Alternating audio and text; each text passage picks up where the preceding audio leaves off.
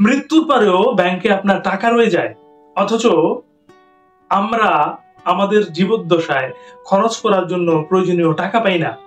একজন চীনা বিত্তবান মারা গেলেন। ভদ্রলোকের বিধবা স্ত্রী 200 কোটি টাকার মালিক হয়ে তার মৃত স্বামীর ড্রাইভারকে বিয়ে করে ফেললেন। সদ্য বিবাহিত ড্রাইভার মনে মনে বললেন, এতদিন জানতাম আমি আমার মালিকের জন্য কাজ করেছি, এখন দেখি আমার হৃদয়বান মালিকই আমার জন্য শ্রম দিয়ে 200 কোটি টাকা জমিয়ে গেছেন। নিরেট সত্যটি হচ্ছে, অধিক ধনবান হওয়ার চেয়ে দীর্ঘ জীবন লাভ করা বেশি জরুরি। তাই অধিক ধনবান হওয়ার জন্য অবিরাম শ্রম না দিয়ে দীর্ঘ ও সুস্থ জীবনযাপন করার চেষ্টা করা উচিত এবং নিজেকে সেইভাবে গড়ে তোলা উচিত। আমাদের জীবনের নানা ঘটনাতেই এই সত্যটি মর্মে মর্মে উপলব্ধি করা যায়। দামি এবং অনেক সুবিধা সম্পন্ন একটি মোবাইল ফোনের 70% অব্যবহৃতই থেকে যায়। একটি মূল্যবান এবং দ্রুত গতির গাড়ির 70% গতির কোনো দরকারই আসলে হয় না। প্রাসাদ তুল্য মূল্যবান অট্টালিকার 70% অংশে কেউ আসলে বসবাসী করে না। কারো কারো এক আলমারি কাপড় চোপড়ের বেশিরভাগ কোনোদিন পরাই হয়ে ওঠে না। সারা জীবনের পরিশ্রম লব্ধ অর্থের 70% আসলে অপরের জন্যই। আপনার জমানো অর্থ যাদের জন্য রেখে যাবেন, বছরে একবারও আপনার জন্য প্রার্থনা করার সময় তাদের হবে না। করণীয় কি তাহলে? অসুস্থ না হলেও সুযোগ থাকলে মেডিকেল চেকআপ করা উচিত।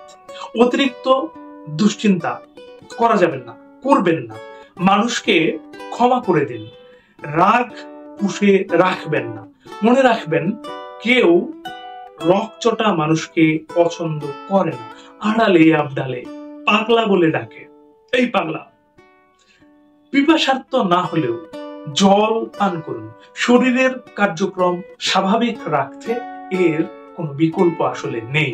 সিদ্ধান্তটি সঠিক জেনেও কখনো কখনো ছাড় দিতে হয়, যেটা আমি আপনি আসলে অনেক সময় দেই না।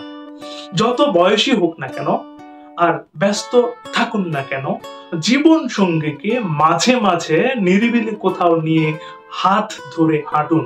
হোটেলে খাওয়াতে না পারলেও কিছু অল্প টাকার বাদাম ঝালমুড়ি খান আর তাকে বুঝতে দিন সেই আপনার আপনজন। কারণ আপনার সব রকম দুঃসময়ে সেই পাশে থাকে এবং থাকবে। ক্ষমতাধর হলেও বিনয়ী হন।